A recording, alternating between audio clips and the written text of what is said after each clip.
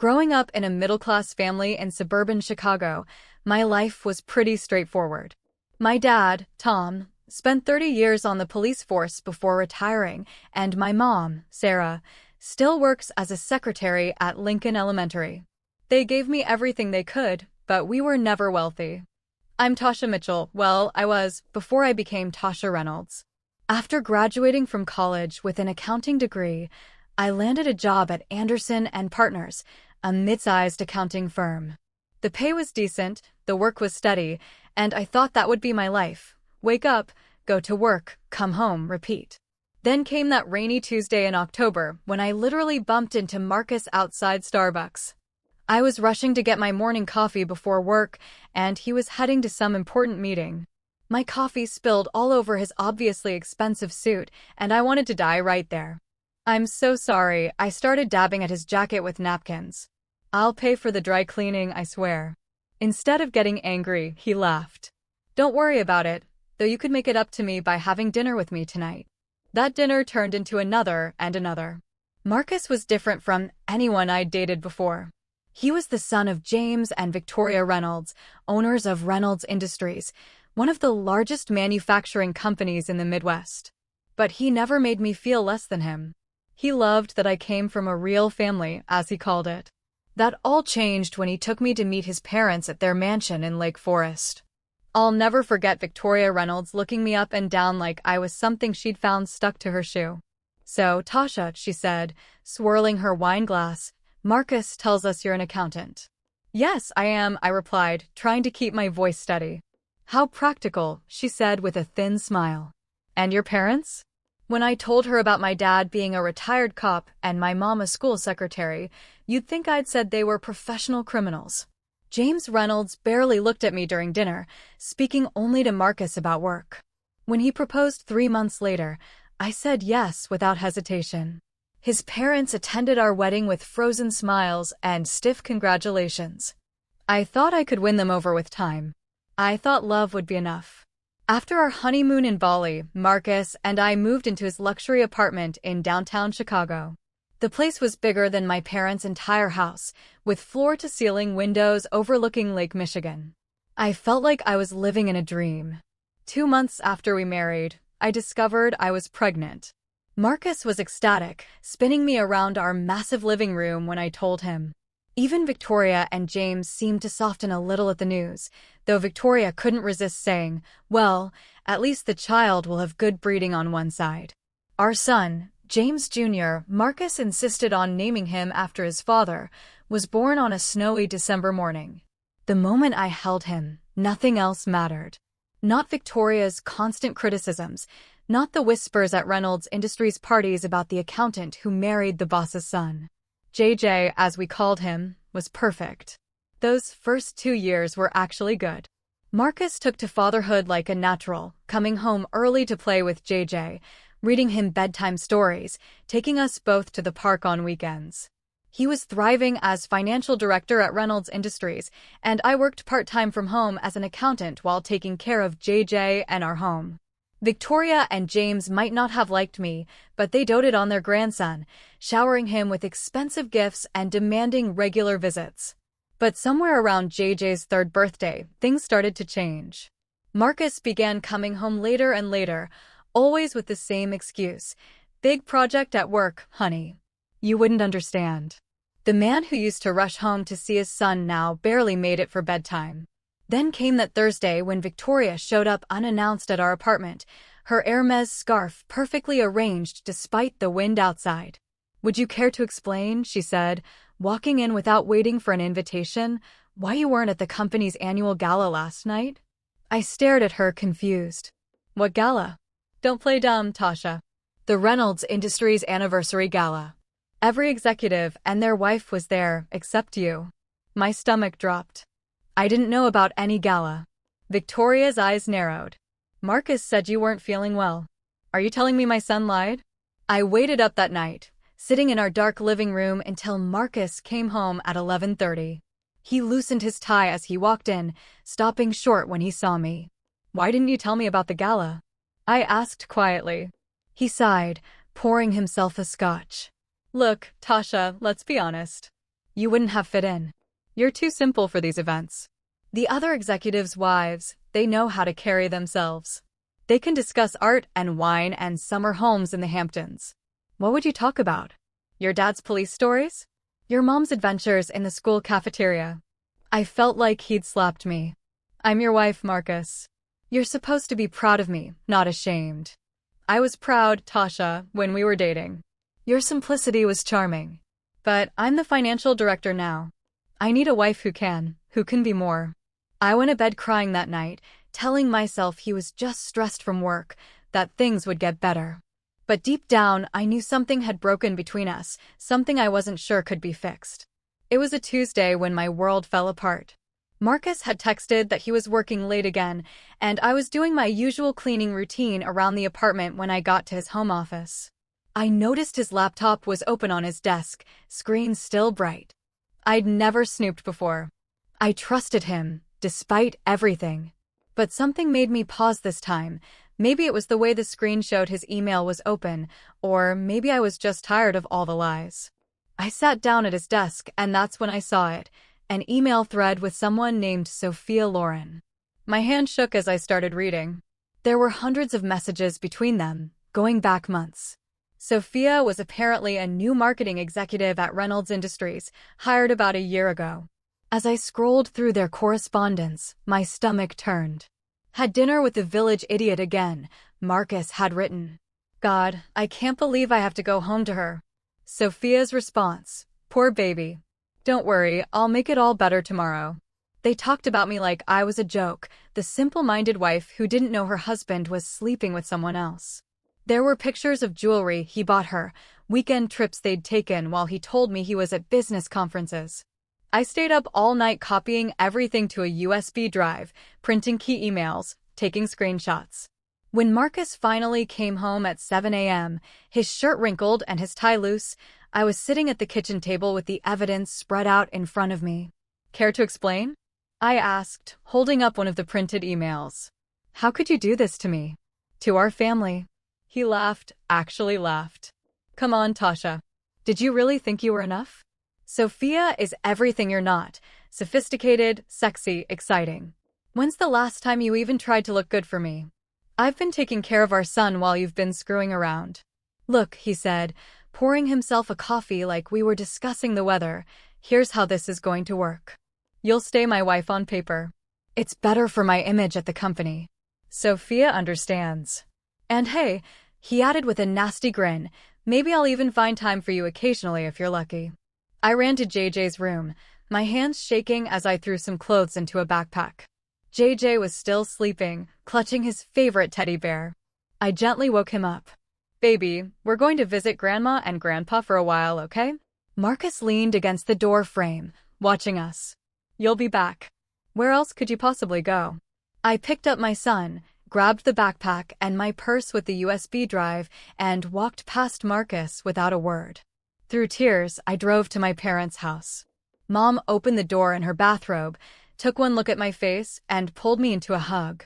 The divorce papers arrived 3 days after I left. Victoria Reynolds personally delivered them to my parents' front door, wearing a satisfied smirk. I always knew you weren't good enough for my son, she said, handing me the envelope. I'm just glad he finally realized it too. But what came next was worse than anything I'd imagined. Marcus wasn't just filing for divorce, he was suing for full custody of JJ. His lawyer filed papers claiming I was an unfit mother, painting a picture of me that was completely false. Your Honor, Marcus's expensive lawyer said during our first hearing, Mrs. Reynolds has exhibited increasingly erratic behavior over the past year. She drinks heavily, creates scenes of jealousy without cause, and has become unstable. Thank God I'd saved all that evidence. When my lawyer presented the email correspondence between Marcus and Sophia, showing his infidelity and his cruel comments about me, the judge's expression changed. The timestamps on the emails proved I hadn't been creating scenes. I hadn't even known about the affair until I found those messages. So, Mr. Reynolds, the judge said, reviewing the evidence, you claim your wife is unstable, yet these emails show you were the one deceiving her, gaslighting her. Marcus shifted uncomfortably in his expensive suit. The judge awarded me primary custody of JJ, with Marcus getting every other weekend and substantial child support payments. I went back to work full-time at my accounting firm while Mom and Dad helped with JJ. They were amazing, turning their retirement years into full-time grandparent duty without a single complaint. We settled into a routine. It wasn't luxury living anymore, but it was honest and peaceful. Then came that Saturday morning when a black Range Rover pulled up in front of my parents' modest house. Marcus stepped out, and with him was Sophia, tall, blonde, wearing designer clothes that probably cost more than my monthly salary. "I'm here to see my son," Marcus announced, pushing past me into the house. Sophia followed, her nose wrinkled as she looked around our living room with its worn but comfortable furniture. "Oh my God," she laughed, picking up one of Mom's cherished family photos. "This place is literally a dump. Like an actual kennel." "Watch your mouth," I warned her. She turned to Marcus. "Baby, you can't let your son stay in this hovel and these old people." She gestured toward my parents, who stood shocked in the doorway. "They belong in a ditch somewhere, not raising a Reynolds heir." "Get out," I said, my voice shaking with rage. "Both of you, get out of my parents' house right now." "Or what?" Marcus sneered. "You know what, Tasha? I'm done playing nice. I'm going to take JJ, and I'm going to destroy you. You think you won in court? Just wait." I shoved them both toward the door. "Get out." "Come on, baby," Sophia purred to Marcus. "This place probably has fleas anyway." As they drove away, I hugged my parents tight. Mom was crying, and Dad looked like he wanted to punch something. But watching that Range Rover disappear down our street, I realized something. I wasn't afraid anymore. I was angry. The next night, Dad found me sitting at the kitchen table, staring into a cold cup of coffee. "You know, sweetheart," he said, sitting down across from me, "sometimes the best defense is a good offense. Remember Mike Sullivan? He worked with me on the force. Now he's a private investigator, real thorough guy, knows how to dig deep without leaving traces."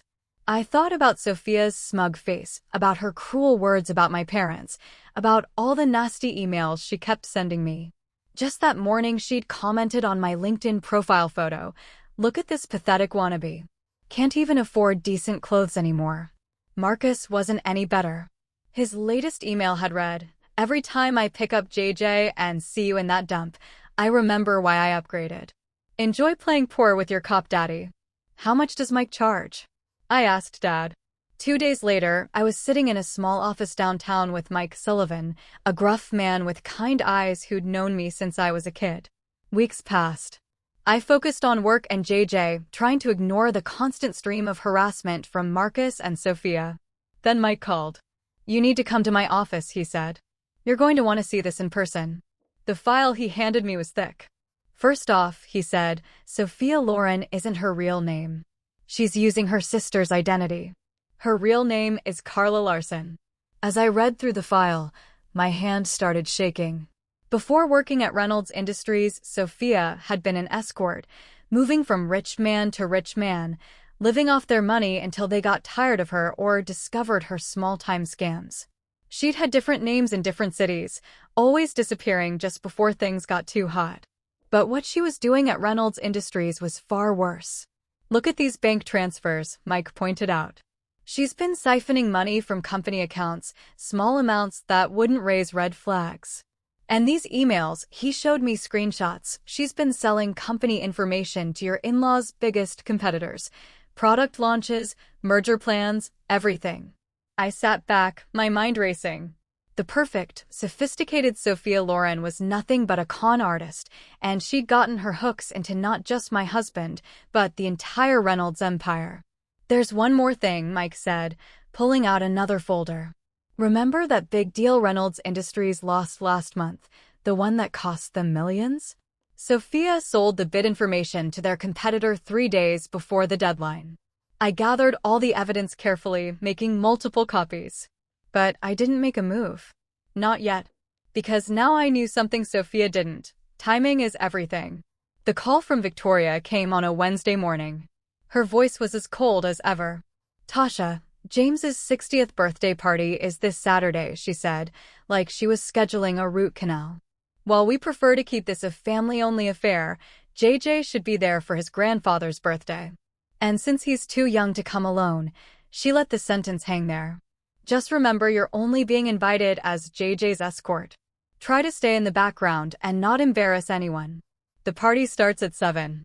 James Reynolds' 60th birthday party was exactly as ostentatious as you'd expect. The mansion was decked out in gold and crystal, with waiters carrying champagne on silver trays. I felt every judgmental stare as JJ and I walked in. "Oh, you came," Victoria said, her smile tight. "Well, JJ darling, come give grandmother a kiss." I stood awkwardly by the appetizer table, watching my son being paraded around like a show pony. The other guests either ignored me or whispered behind their hands. I clutched my large purse containing Mike's file, waiting. Then Marcus walked in with Sophia on his arm. She was wearing a red Valentino dress that probably cost more than my car, diamonds dripping from her ears. "Everyone," Marcus announced, clinking his glass, "I have an announcement to make." He pulled Sophia closer. "I'd like you all to meet my future wife, Sophia Loren.